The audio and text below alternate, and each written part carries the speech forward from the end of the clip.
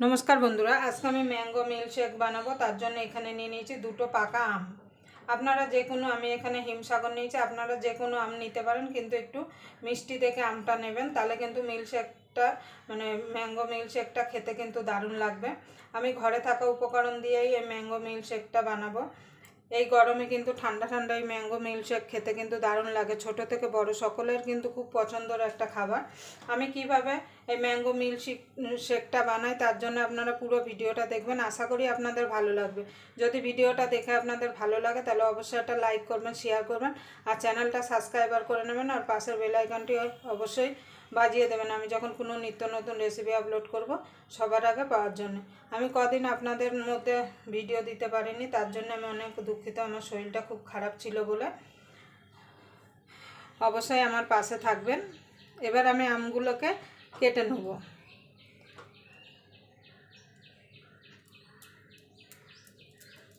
মুখ দুটো কেটে নেব, তারপর সাইড থেকে এইভাবে কেটে নেব। আপনারা চাইলে বটি দিয়েও কেটে নিতে পারেন।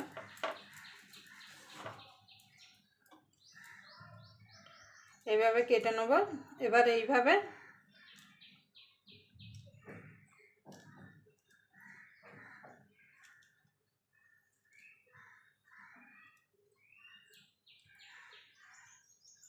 এখানে একটা মিক্সির জার নিয়েছি, জারের মধ্যে এবার আমগুলোকে দিয়ে দেবো এইভাবে। আমি দুটো আমি এইভাবে কেটে নেব।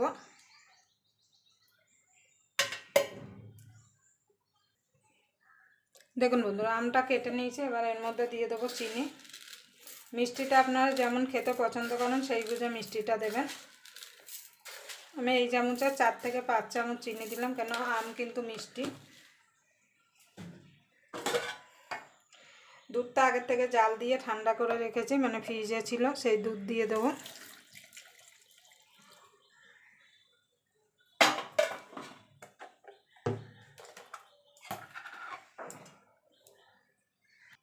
দিয়ে দেবো ভ্যানিলা আইসক্রিম।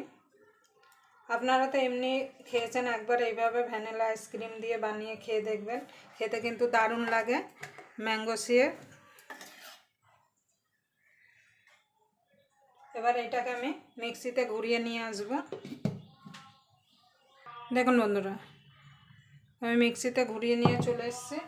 এখানে দুটো আমি গ্লাস নিয়ে নিয়েছি। দেখুন বন্ধুরা, দুটো গ্লাস নিয়ে নিয়েছি। এবার গ্লাসের মধ্যে দিয়ে দেবো একটু করে আম।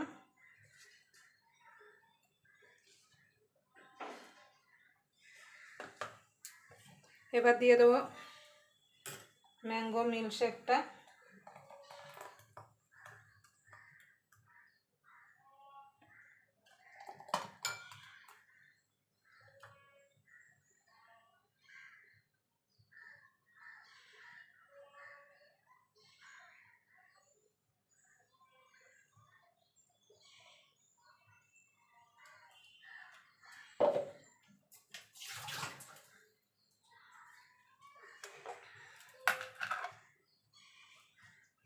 উপর থেকে দিয়ে দেবো আইসক্রিম।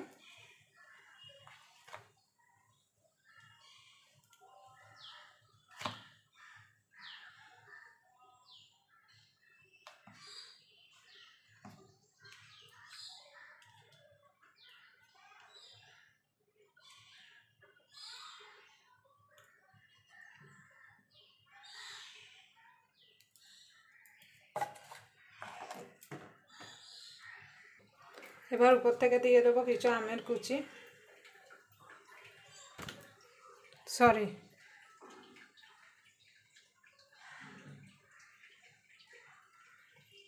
এবার বাদাম আর আলমন্ড কুচি দিয়ে দেবো উপর থেকে।